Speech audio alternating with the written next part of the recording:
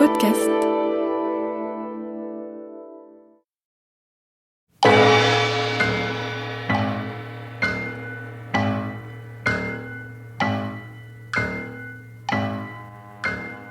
Les maîtres du mystère.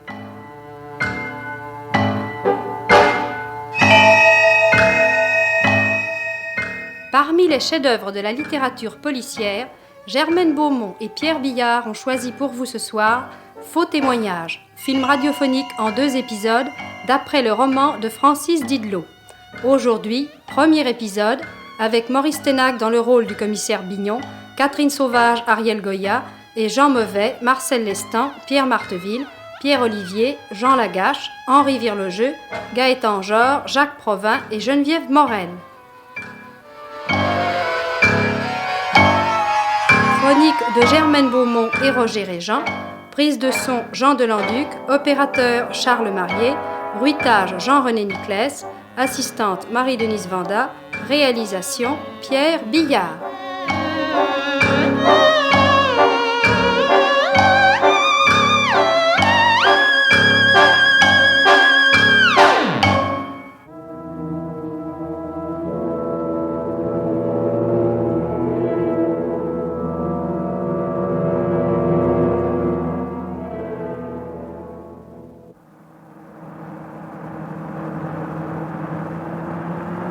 Doucement! Inutile d'arriver là-bas sur une civière. Bien, patron. Ouais, d'autant que le brouillard n'arrange pas les choses, hein. On se croirait à Londres. Tu es allé à Londres, Mervance? Jamais, patron, mais... Bon. Jerry Storm assassiné, ça nous promet du sport. Et comment?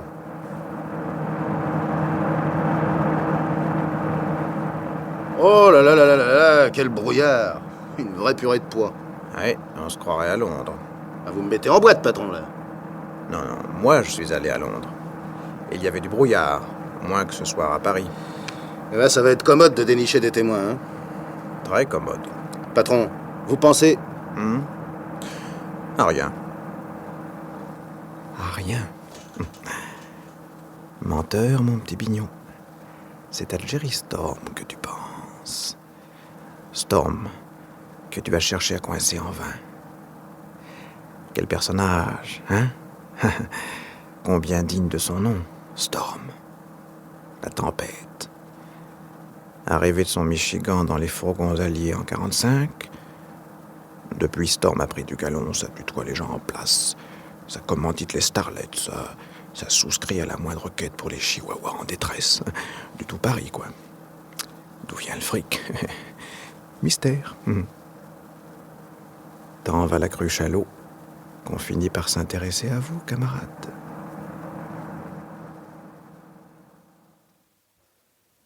Monsieur Storm, asseyez-vous. Je vous en prie. Commissaire Bignon, je suis très pressé. Connaissez-vous cette lettre? Ou plutôt, cette enveloppe? Tenez?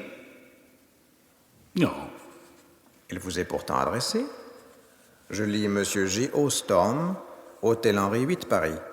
Cachet postal de la 73e rue Est, à Manhattan. La police française est très forte. Cette enveloppe a été découverte en forêt de Chantilly, sur le corps d'un individu assassiné. Que vous avez identifié pour mon ami intime. Je n'ai pas d'amis. Il s'agit d'un repris de justice condamné une demi-douzaine de fois et évadé d'un pénitencier américain. J'ai de très vilaines fréquentations. Cet homme, un tueur, comme vous dites à Chicago, appartenait à la bande de Jan Lupovitch. Un de vos compatriotes encore, Monsieur Storm. Ah, tout cela est trop stupide. Pour une enveloppe tapée à la machine, ramassée peut-être dans une poubelle, vous me faites perdre. Bonsoir. J'ai rendez-vous avec le président de l'association.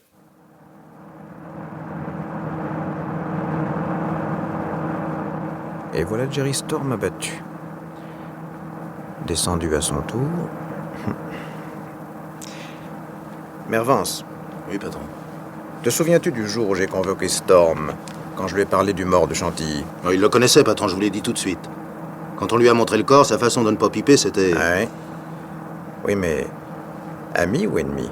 Ça, patron? Le type s'était évadé d'un pénitencier américain avec l'aide d'un certain Gilobi, surnommé Cravate à Pois.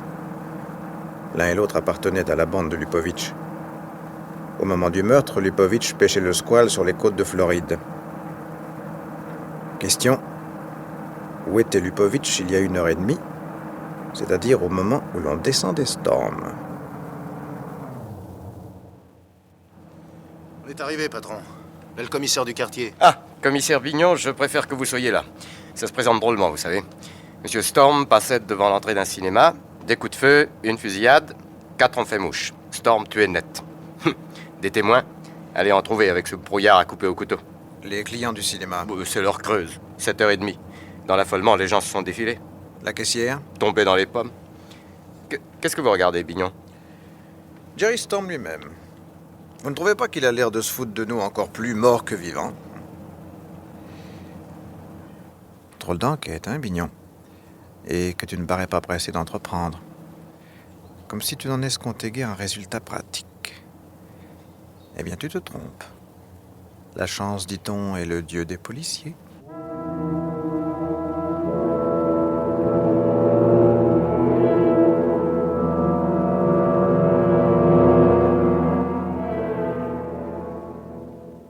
La chance, monsieur le président, et le brouillard. Expliquez-vous. J'attire l'attention du jury sur l'importance capitale que revêt cette partie de la déposition. Le commissaire Bignon nous a dépeint l'étrange personnalité de la victime, le crime perpétré devant le cinéma, la brume dense, l'absence de témoins, d'indices. Commissaire. 10 minutes après, un appel de radio nous alerte. Non loin du cinéma, une collision vient de se produire entre 2 voitures. Responsable, le brouillard. Recours à un agent. La discussion aigre-douce entre les conducteurs amène la découverte inattendue dans l'une des autos d'un revolver de provenance américaine calibre 38. 2 des 4 projectiles trouvés dans le corps de Jerry Storm ont été tirés par cette arme. Quels étaient les occupants de cette voiture? Au volant, un certain Gilobi, que ses amis surnomment Cravate à Pois. C'est un des hommes assis dans le box des accusés. Accusé, taisez-vous! Continuez, commissaire. Nous avions déjà entendu parler de Cravate à Pois par la police américaine. Une demi-douzaine de condamnations pour des délits bénins, 3 fois accusé d'assassinat, 3 fois acquitté, un tueur. Et l'autre occupant de l'auto? Le second accusé, Jan Lupovitch, un des rois de la pègre américaine, spécialisé depuis quelque temps dans le racket de la drogue. Mon client n'a jamais été condamné. Oui, on sait comment. Je ne permets pas aux témoins... Maître, je vous en prie. Monsieur Vignon, revenons au soir du crime. Cette arme ayant été découverte dans leur auto, quelle fut l'attitude des 2 accusés? Candeur et stupeur. Ils sont victimes d'un mauvais sort. Ni l'un ni l'autre n'avaient affaire avec Jerry Storm. Certainement, le revolver a été jeté dans l'auto à la faveur du brouillard et d'un arrêt de la circulation. Parfait. S'il vous plaît. Commissaire, a-t-on examiné les empreintes? Sur le revolver, Lupovitch lui-même déclare l'avoir touché quand il l'a remarqué sur le plancher de l'auto. Puis-je poser une question, monsieur le président? Faites, maître. A-t-on procédé au test à la paraffine? Oui, maître. Le résultat a été négatif, mais on peut porter des gants et les jeter après. Tout cela fait beaucoup de suppositions. J'en ajouterai une autre. C'est que Storm et Lupovitch avaient un vieux compte à régler. Première manche, le mort de Chantilly, avantage à Storm. Seconde manche, Storm est tué, avantage à Lupovitch. Il devrait y avoir une belle, monsieur Bignon. Elle dépend du jury, monsieur le président. Je vous en prie. Avez-vous découvert des témoins? Un témoin. Arrêté à la porte du cinéma. Il a vu l'auto et identifié le criminel. Et allez donc, Bignon, vieux camarade. Parle. Hein. Comme si tu ne savais pas déjà que tu joues perdant. Il n'y a qu'à regarder la mine ravie des avocats. Ils ne me donnent pas 10 contre 1, eux. Foutu. Archi foutu. Introduisez le témoin suivant. Martin Viernet. Vous vous appelez Martin Viernet, 73 ans, domicilié à Paris, rue Torricelli. Profession? Professeur de violon et d'harmonie à l'institution de jeunes filles Pompadour. Vous n'êtes ni parent, ni allié, ni au service des accusés. Ils ne sont pas au vôtre. Vous jurez de dire la vérité, toute la vérité, rien que la vérité. Levez la main droite et dites « je le jure ». Je le jure. Qu'est-ce qui nous arrive? Ne soyez pas effrayé par la cour, monsieur Viernet. Dites ce que vous avez vu ce soir-là, tout ce que vous avez vu. Mais rien que ce que vous avez vu. Ils l'ont payé. Et l'affaire est dans le sac.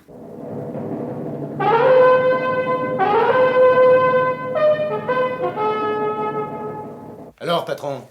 Acquitté. Ça, c'est pas possible. Ouais. Tu entends ça, Sévérini? Eh ouais, Mais il n'est pas surpris, lui. N'est-ce pas? vous avez raison, patron. Enfin, c'était du tout cuit. Lupovic ne pouvait pas sentir Storm. Enfin, le revolver dans l'auto, c'est pas une preuve, ça? Pas aux yeux du jury, sans doute. Oh, ils n'ont pas été acquittés en triomphe. Cravate à poids n'a rien? En ce moment, ils sont libres l'un et l'autre. Ah, le brouillard, n'est-ce pas, patron? Ouais, comme tu dis, Sévérini. Le brouillard. Enfin, on avait un témoin. Martin Viernet, le professeur de violon. Mais il a vu, lui! Je me souviens de la déposition qu'il a faite à la police. Il était sorti de chez lui. Il passait devant le cinéma. Juste à ce moment, la dégustation de plomb. Ah, tu t'énerves, Mervance. Ah, y a de quoi, non? Le vieux bonhomme a reconnu la voiture de Lupovic quand nous lui l'avons montrée. Il a déclaré qu'elle était arrêtée devant le cinéma, qu'il y avait 2 hommes dedans, et qu'il tirait. En direction de Storm, bien sûr. Enfin, oui ou non? Ouais. Oui ou non, patron? Il a pas prétendu qu'on l'avait bousculé au Quai des Orfèvres? Enfin, s'il a dit ça, quoi. Même s'il l'avait dit, il s'est contenté de changer sa version. Ben, c'est un faux témoignage. Patron, vous l'avez fait boucler? Mon petit Mervance, tu es bien le plus épatant de tous. Le faux témoignage n'a lieu qu'à l'audience. Jusque-là, un témoin a le droit de se rétracter, de modifier les termes de sa déposition. Enfin, il a menti! On n'a pas touché un cheveu de sa tête. D'abord, ils sont trop sales. Alors, qu'est-ce qui leur a servi au juré? Exactement ce qu'il fallait pour innocenter Lupovic et Cravate à pois. Il y avait une brume épaisse, Viernet n'a pas remarqué l'auto. En revanche, il a vu un homme à pied tirer sur Storm et se sauver en courant. Mince. Ouais, comme tu dis, Mervance. Et tout ce qu'il nous avait raconté à nous? Il a prétendu qu'il était troublé, affolé, que c'était sa première visite à la police, que nous avions l'air d'y tenir tellement à cette voiture. Ouais, pour ne pas nous désobliger, quoi. La vache. Mais, patron, ce Martin Viernet avait confirmé devant le juge d'instruction les déclarations qu'il nous avait faites. Les scrupules sont venus après. Ouais, à la veille de l'audience. Combien a-t-il touché, le vieux? Allons. Ah, je suppose que le président a joué le jeu jusqu'au bout. Évidemment. Et alors? Alors, Viernet est revenu sur tout ce qu'il nous avait dit et le jury a acquitté. Eh ben, il doit se marrer. Et qui? Bah, Lupovic, tiens. Tu te rappelles, Sévérini? Quand on l'a tenu ici, le Lupovic? Une nuit entière à le cuisiner. Et pour des prunes. Ah, moi j'en avais le sentiment. Ce gars-là, s'il n'avouait pas, c'est qu'il tenait toutes les cartes dans sa manche. Eh, tu parles que le patron doit en avoir gros sur la patate. Vise-le un peu. Ouais, et les journaux. Je lis d'ici les manchettes. Qu'est-ce qu'ils vont nous casser? Ah, tout de même, c'est pas le premier qui nous échappe et qu'on repique le lendemain. Si. Patron? Si, c'est le premier. Mervance, dans ce cas, pas d'espoir de le repiquer. L'erreur judiciaire bénéficie à l'assassin. Alors, relisez votre code d'instruction criminelle, mes enfants, article 359. Toute personne acquittée légalement ne pourra plus être reprise ni accusée à raison du même fait. Ni reprise, ni accusée. Lupovic, car Cravate à pois ne compte pas, ne peut plus être accusé. Ne peut plus être condamné pour l'assassinat de Jerry Storm. Oh, c'est impossible. Et c'est tout ce qu'il y a de plus certain. Enfin, si on dégotait 1, 2, 3 témoins, des vrais, là, des qui ne s'effondreraient pas à l'audience, là. 1000 témoins, 1000 preuves matérielles, maintenant, égale 0. Et je ne parle pas des dommages civils. Oh, on s'en moque. C'est sa peau qu'on voulait. Mais alors, il peut se payer notre tête, hein. On n'a qu'un droit, nous. Se taire. Ça s'appelle la justice. L'autorité de la chose jugée. Ouais, bah, si on m'avait dit... Il y a une chose qui me console. Sa victime valait pas plus cher que lui. Qu'est-ce que tu veux que ça me fasse? Patron, souvenez-vous. Storm s'est drôlement foutu de nous, quand même. Il en est mort. Et Lupovic est libre. Enfin, vous voulez, patron? Mais l'article 359, puisqu'on ne pourrait pas gagner de toute façon. Rien n'empêche de jouer au poker avec des haricots. Oh, ça, patron, alors... Qu'est-ce qu'on goupille, alors? J'en sais rien encore, mais il y a une chose dont je suis certain. Je rencontrerai avant peu le nommé Jan Lupovic.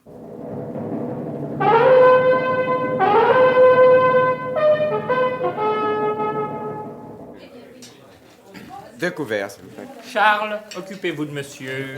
Je suis seul. Par ici, monsieur. Non, je préfère cette table. Vous serez en plein passage, monsieur. J'aime l'animation. C'est que... Merci. Qu'est-ce que vous recommandez pour déjeuner? Le poulet du chef. Du poulet? Non, merci. Non. Un steak.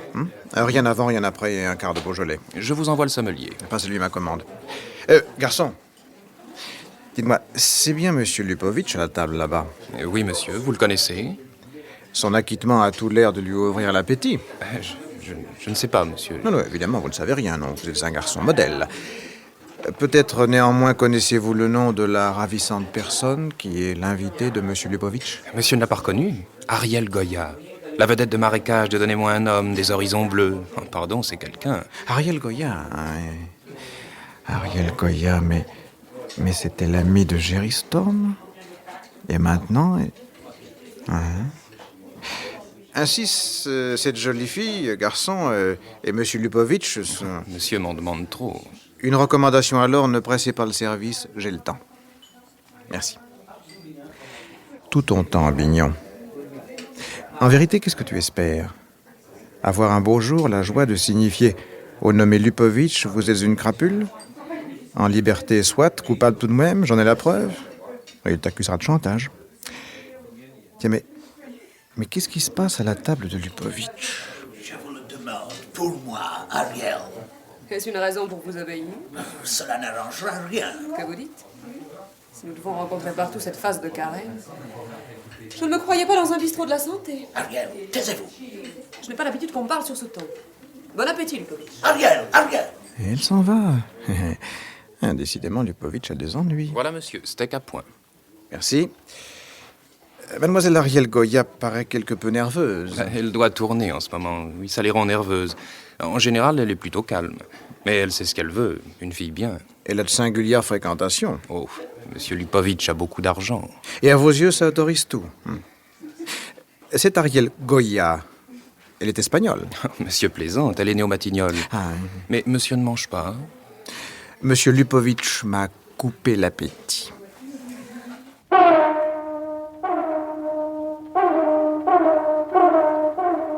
Et voilà, Mervance. C'est tout, patron? C'est tout. Alors vous le suivez partout, comme ça, sans vous cacher. Et pourquoi? Pour dépenser mes économies. Tu n'imagines pas qu'on me rembourserait des notes de frais pour un déjeuner chez Maxime, non? Patron, où ça va vous mener? Puisque vous nous l'avez dit vous-même, on ne peut plus rien contre Lupovitch. Nous le croyons coupable, oui. Oui, je ne le crois pas, non. J'en suis sûr. Oh, quand vous tiendriez une preuve, à quoi bon? Et le sport, qu'est-ce que tu en fais? Vois-tu, Mervance, la tête de Lupovitch, quand il m'aperçoit, ça paye de beaucoup de choses. Cet homme a peur, Mervance. Mais de quoi? Si je le savais. Patron, cette Ariel Goya, elle m'inquiète, là. C'est Jerry Storm qui l'a lancée, ne l'oubliez pas. Une drôle de souris, hein? Je l'ai vue à l'écran. Pardon. Renonce tout de suite à elle, elle ne nous aime pas. Mais j'ai le trac pour vous. Des gars de ce calibre, ils en viennent vite aux moyens radicaux. Moi aussi, j'aime la musique, oui. Et je t'invite ce soir.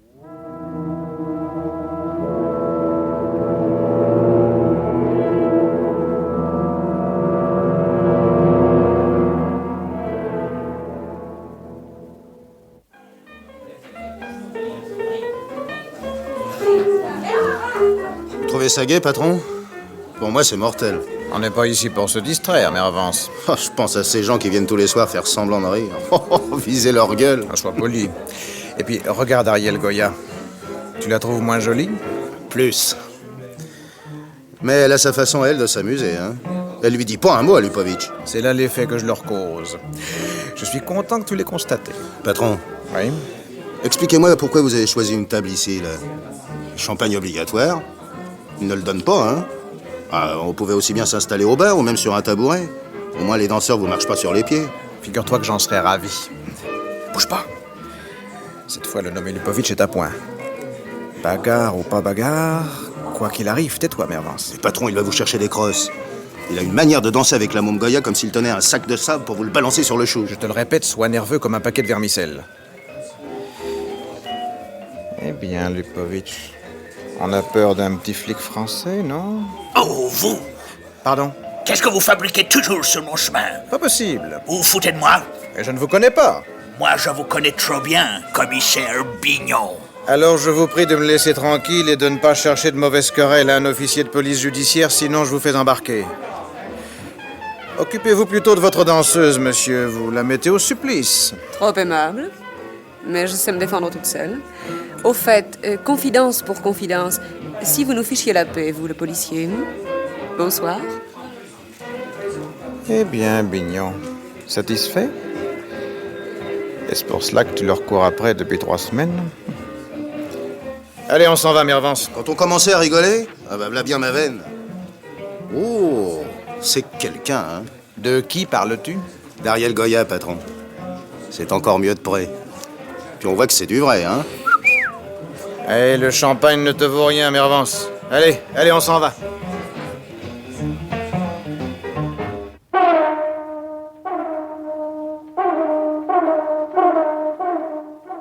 Je vais voir si mademoiselle est là. Elle y sera sûrement pour moi. Qu'est-ce que tu fais ici, Bignon? Est-ce à la protégée de Jerry Storm ou à l'ami de Lupovitch que tu rends visite? Ou à la femme? Bonjour. Mademoiselle? Le commissaire Bignon chez Ariel Goya. Voilà qui vous épate, vous. Un peu. Moi, je l'aurais juré. En passant, merci de n'avoir pas indiqué votre titre à ma bonne Félicie. Vous vous asseyez ou vous tenez à imiter la garde qui veille à la porte du Louvre? Je ne suis pas en mission officielle. Un whisky? Non, non, non. Non, vous restez libre de me montrer la porte. Avant de savoir. Un nom suffit. Lupovitch. Vous vous êtes tout de même décidé. J'ai cru que vous n'y arriveriez jamais. Songez que vous avez acquitté Lupovitch. Ah, ça je n'y suis pour rien. Le jury... Des idiots. Le témoin numéro 1 s'est effondré. Tu parles. Je vous aurais tués tous avec ce verdict imbécile. Enfin, vous allez le poursuivre. Je veux surtout savoir si Lupovitch est vraiment innocent. Non. Non, 100 fois non. Il est coupable, entendez-vous? On dirait que vous le détestez. Je le hais. Si vous êtes chez moi aujourd'hui, commissaire Bignon, c'est parce que je l'ai voulu. Parce que je me suis employé à vous convaincre sans que vous en ayez conscience. Vous écrire, trop dangereux. Vous téléphoner, je me méfie. Il fallait que vous veniez de vous-même, naturellement, pour que Lupovitch n'ait aucun soupçon. Il me fait surveiller, j'en suis certaine. Cravate à pois rôde dans les parages. À nous deux, Bignon. Nous les aurons l'un et l'autre. Il ne faut jamais donner naissance à la haine féminine.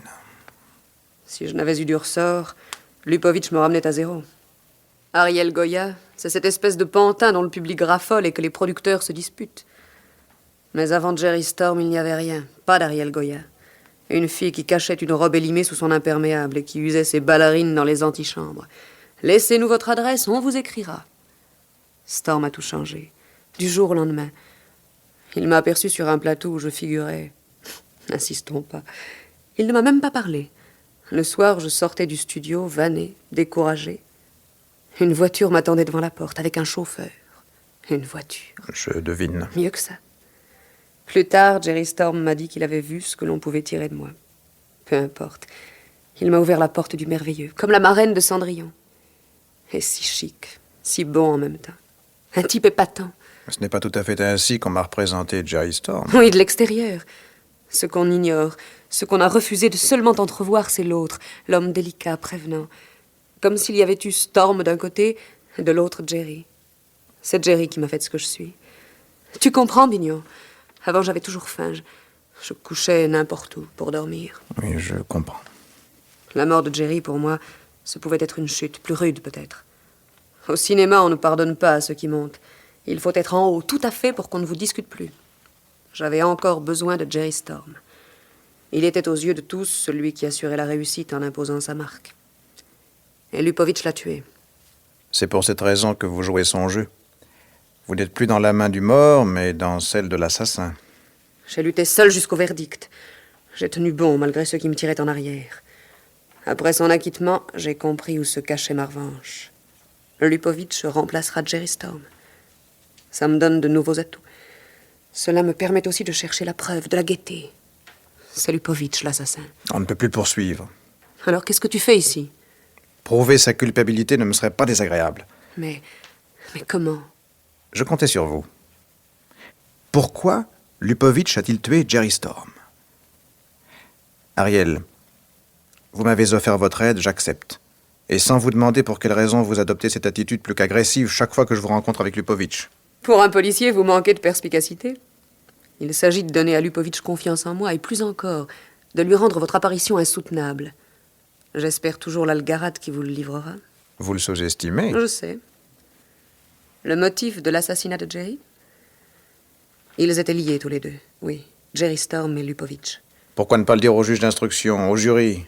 Parce que je vous croyais plus fort, tous tant que vous êtes. Vous teniez Lupovitch. À quoi bon salir mon pauvre Jerry? Compris, petite. Quand on a besoin de s'appuyer sur quelqu'un, il faut que ce quelqu'un soit indiscutable, même mort. Depuis, qui le remplace? Moi-même. Les petites camarades en crèvent de jalousie, mais c'est comme ça. Non. Lupovitch est bien un peu pour quelque chose. Non. Il le souhaite. Il y compte, même. Ah, allez, je veux le paquet maintenant. Jerry et Lupovitch étaient associés autrefois aux USA. Pas longtemps, car Jerry avait éliminé Lupovitch dans un racket.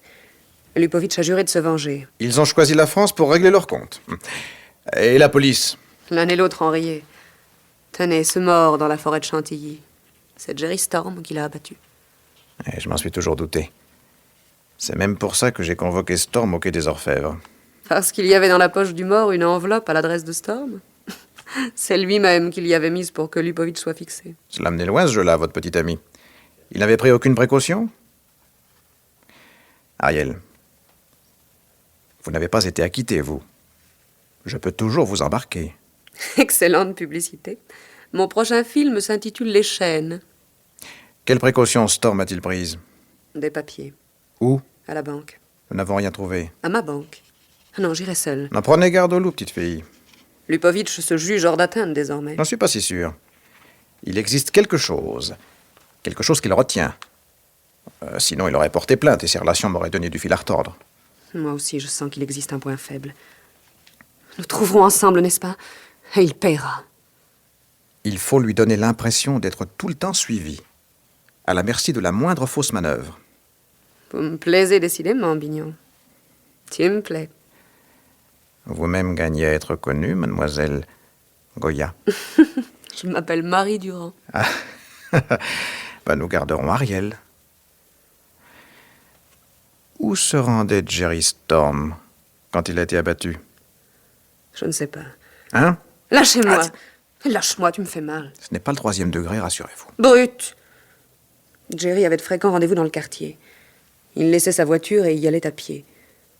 Bignon, si nous découvrons un nouvel indice, une preuve catégorique, on le tiendra cette fois, Lupovitch. Il est innocent du meurtre de Storm pour la vie. Ah, l'erreur judiciaire a de ses beautés. Et toi, Bignon, je te vois de moins en moins frais.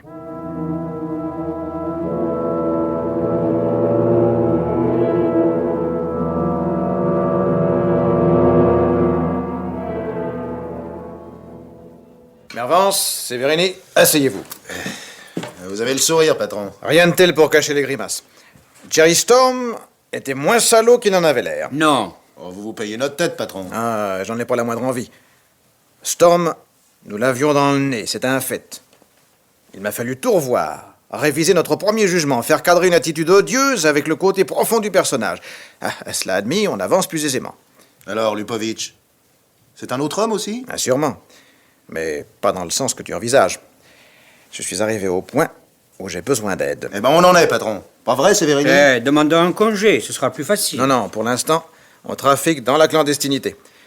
Dès que vous disposez d'une heure, au boulot. Entendez-vous avec les copains, tous ceux qui voudront, mais ne leur confiez que le minimum. Notre objectif, personne ne doit le connaître. Vu? Vu, patron. Vito acceptera de marcher. Hein. Excellent. Qu'il reprenne la surveillance de Lupovitch. Oui, je demanderai à Bolduc aussi. D'accord. Que lui se charge de cravate à pois. Toi, Sévérini, tu files la demoiselle Ariel Goya. Et moi, patron? Viernet. Le prof de musique? Le témoin numéro 1? Tu es celui qui l'a le moins remarqué. J'ai vérifié les procès-verbaux. Il existe une chance sérieuse pour que Viernet ne se rappelle pas ton visage. Au besoin, arrange-toi un peu. Pour tout le monde, maintenant, nous adopterons la méthode discrète. Fini la filature ouverte. Pas de consigne particulière, patron? Rien. Ça dépendra des événements. Nous attendons que les cailles tombent. Est-ce que le feu pour les cuire est allumé, au moins? Peut-être pas allumé, mais j'ai préparé le petit bois. Il ne manque plus que l'allumette. En vérité, Bignon, tu te racontes des histoires. Tu ne le tiens pas encore, le camarade Lupovitch. J'irais même jusqu'à affirmer qu'il se fout de toi chaque fois qu'il t'aperçoit. Est-ce qu'il ne commet pas de faute volontaire? Est-ce que son irritation est aussi sincère qu'il l'affiche? Et Ariel, quel jeu nous joue exactement cette ravissante personne?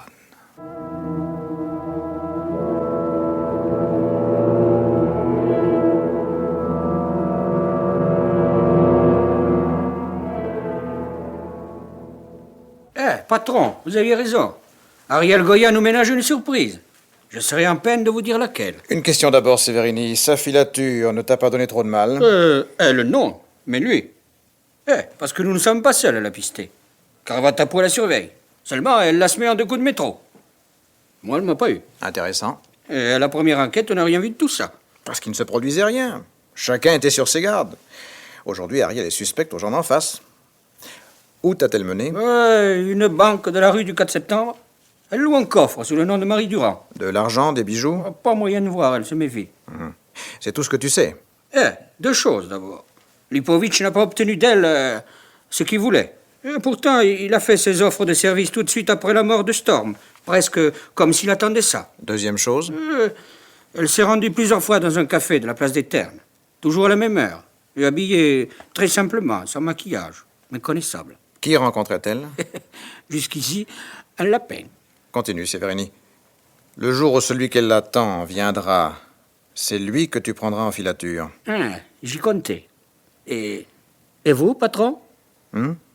J'attends, moi aussi. Tu attends quoi? L'étincelle de génie? Tu risques de sécher sur pied, mon garçon. Pourtant, si l'on réfléchit bien, la farandole a tout l'air de s'organiser. Storm, Lipovitch, cravate à pois, le mort de Chantilly, Storm abattu, Lipovitch, cravate à pois, Martin Viernet, Ariel, Lipovitch. Ariel, l'inconnu qu'elle attend. Ariel, Lipovitch la connaissait sûrement avant de tuer Jerry Storm. Y a-t-il eu entente entre elle et lui? Allô? J'ai absolument besoin de vous voir. Rendez-vous dans 1 heure au bois de Boulogne, devant le moulin de Longchamp. Assurez-vous que personne ne vous suit. Vous aussi, Ariel. Je compte sur toi, Bignon. Et parce qu'elle a dit « je compte sur toi », tu te précipites là-bas. Oh, tu es frais, mon joli.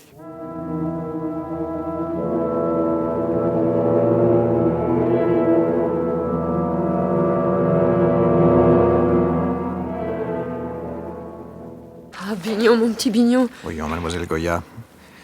Voyons, Ariel. Tu me juges stupide, n'est-ce pas? Mais c'est que j'ai peur maintenant. Ah oui, tu avais raison, il y a des fauves qu'on ne peut chasser seul. Lipovitch se doute de quelque chose? Il me fait surveiller, ce qui n'est rien. Mais lui-même ne cesse de me guetter. Il se tient à l'affût de ce que je vais dire. Il me pose des questions pièges. Ouais, marchons, inutile qu'on nous remarque. Laisse-moi te prendre le bras. Ça trompera les gens. Vous n'avez pas demandé la permission de me tutoyer. Je t'adore, Bignon. On est de la même race, tous les deux. Mettons. Donc, Lipovitch vous fait surveiller. Moi aussi. Oui. Oui, mais mon agent est plus habile que cravate à pois. Ceci posé, pourquoi cette surveillance? Par amour? Lupo amoureux. Ce qu'il veut, c'est l'ancienne amie de Jerry. Parce qu'il se doute qu'elle-même possède, sinon tout le secret de Jerry Storm, du moins une partie de ce secret. À la banque, par exemple. La banque? C'est trop fort. Tu as eu l'audace de mener l'enquête jusque-là. Je nous croyais pourtant associés. Et justement, il convient de veiller sur un allié en péril. Et qu'est-ce que vous enfermez dans ce coffre? Les papiers de Jerry Storm, les fameux papiers qui établissent la culpabilité de Lipovitch, non? Je ne sais pas. Je les ai étudiés de près ces jours-ci, après avoir semé cravate à pois. Il y a tout dans cette paperasse, des lettres, des quittances. L'ensemble remonte à quelques années, à l'époque où Jerry et Lipovitch opéraient à Chicago. La drogue, si j'ai bonne mémoire. Rien ne l'établit. Ce seraient plutôt des documents utiles au fisc américain. Depuis, d'ailleurs, Lipovitch a mis de l'eau dans son vin, beaucoup d'eau. Tenez, regardez. Qu'est-ce que c'est? La photocopie d'une facture adressée à Lipovitch par un fabricant américain de jukebox. Les quoi? Les jukebox. Ces énormes machines à disques que l'on voit dans les cafés. Ah oui. Lipovitch réalise une fortune là-dessus. Au fait, pourquoi ne pas imaginer que Lupo a évincé Jerry Storm dans cette affaire? En Amérique, Storm élimine Lupovitch. De crainte d'une vengeance, il gagne l'Europe. Lupovitch lui expédie un tueur, dont Storm se débarrasse en forêt de Chantilly. Lupovitch arrive à son tour en France et rafle le marché des boîtes à musique. Storm prépare une revanche, mais il est tué avant d'avoir agi. Ouais. Oh, où es-tu? Ah, excusez-moi. Où se rendait Storm quand il a été abattu? Plus têtu qu'un âne. Il circulait à pied. Or, ces jours derniers, une personne habillée simplement, allant à pied, a été remarquée dans le même quartier. Intéressant, non? À Chicago, il y a longtemps que Lupovitch t'aurait fait avaler ton extrait de naissance. Nous sommes à Paris et j'ai beaucoup d'amis. Bon, Jerry avait des contacts avec un type, un complice de Lupo. Pas un tueur, non. Plutôt un pavillon pour couvrir certaines activités. Ah, ce cher Lupovitch. Il devient indispensable de lui tailler des gros pierres. Qu'en dites-vous, Ariel? Que Lupovitch a peur, c'est indiscutable. De quoi, je l'ignore. Mais un danger est suspendu sur sa tête. De jour en jour, je le trouve plus nerveux, à la merci d'un incident minime. Comme si la façade couvrait un immeuble lézardé. Où est la lézarde, n'est-ce pas? Oui. Attention, un homme poussé à bout... Tu me l'as dit, mon bignon. Tu veilles sur moi. Mais je vais lui rendre un peu la main, en apparence. Allez, filez vite, Ariel. On nous a assez vus ensemble. On raconte que les policiers tutoient tout le monde. Les suspects, oui. Allez, va-t'en, Ariel.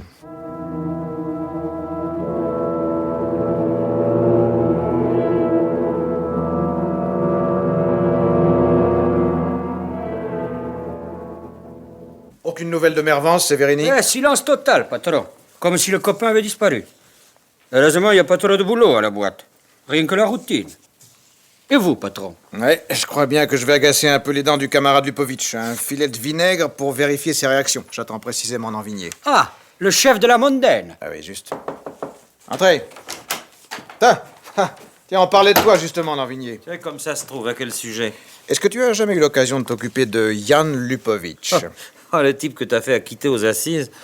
On travaille rarement pour le jury à la mondaine. Et la chenouf, c'est pas le boulot de la mondaine, non?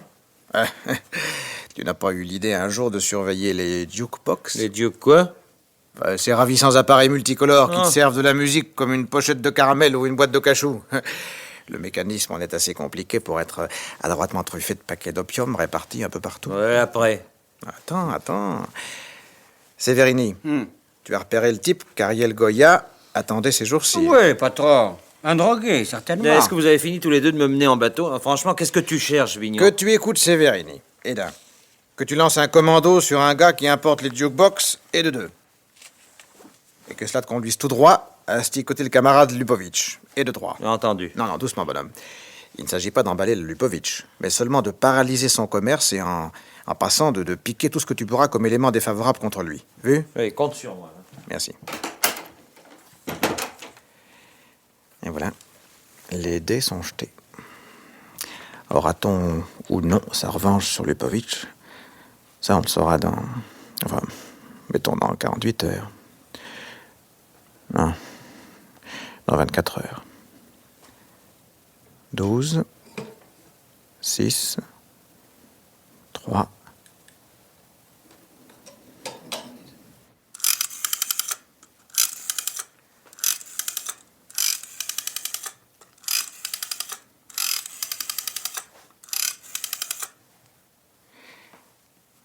Allons-y. Allô? Allô, mademoiselle Ariel Goya? Mademoiselle, ici le film Abraham Lincoln. Nous avons besoin de vous voir tout de suite pour discuter un engagement. Nous vous envoyons une auto. Oui. Elle sera chez vous dans 20 minutes. Merci, au revoir, mademoiselle.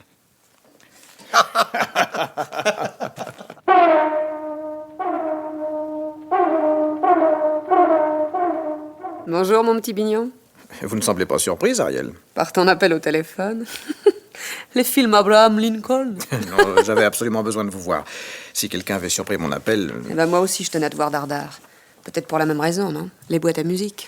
On a saisi tout le lot. Bourré d'opium. Un joli denier, Ariel, ça je vous le garantis. Là-dessus, rafle générale dans les milieux spécialisés. Lupovic a été convoqué à la mondaine et il doit déchanter notre bon ami. Idem son copain cravate à pois, non? C'est pourquoi je voulais vous rencontrer. Oui, Lupovic devrait faire mauvaise figure. Ça a commencé par là, c'est certain. Je le sentais inquiet, anxieux même. Ces hommes, je les connais tous plus ou moins désormais, ne cessaient de rôder dans les parages. Il fallait m'appeler, Ariel. Tu n'étais jamais là. J'ai été très occupé. Et alors? J'avais peur, faut-il te l'avouer, comme en face d'un gangster aux abois. Or, hier soir, fini. Changement à vue.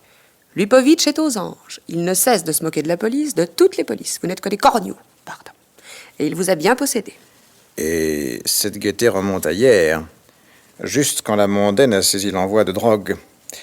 Saisissez-vous la conclusion, Ariel? Que nous avons perdu la partie. Eh oui. Perdu, oui.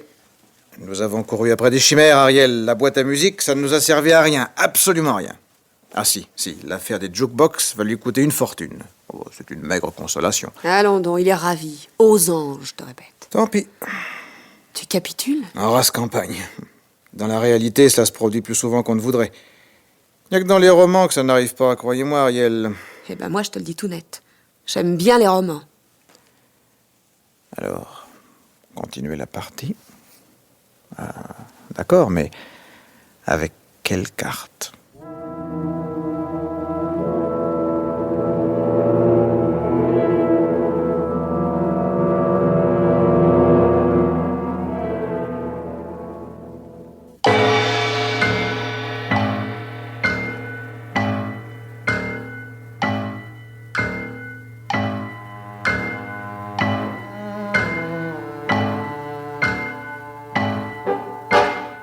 Les maîtres du mystère.